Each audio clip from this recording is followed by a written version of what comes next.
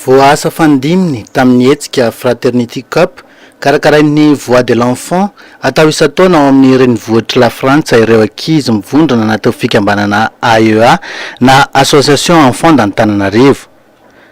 Andiany fafito ny hetsika ary natao indrindra ifanakalozana ara-kolotsaina ho an'ireo ankizy avy amin'ny firenena 12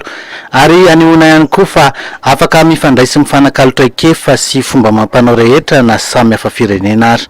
Nanamarika ireo ankizy mpandray anjara tamin'ny fanovozan'ny zava-baovao izay entiny ampiasaina sy fampizarana amin'ireo mpiara-monina aminy amin'ny fiainana andavanandro ary manampy azy ireo be kokoa amin'ny fivoarana ny fandraisana anjara tamin'ny hetsika. Tanjon'ny la Voix de l'Enfant dia mba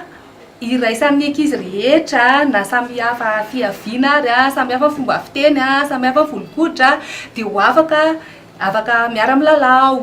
afaka mifampiresaka na dia amin'ny alalan'ny baiko-moana fotsiny aza ahafahan'ny ankizy mifandray ny ankizy rehetra. Ny ankizy ny Madagasikara niala taty tamin'ny faha 9 ny volana avrila ary niverina tamin'ny faha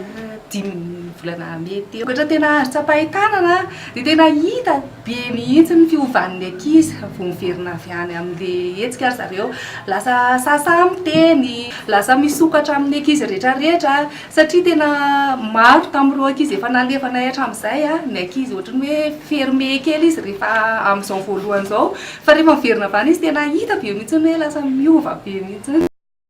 Isan'ny manome tanana ny AEA ny fikambanana frantsay Bazar Sans Frontières sy ny Association NG izay notoloran'ny filohan'ny AEA fisaorana manokana.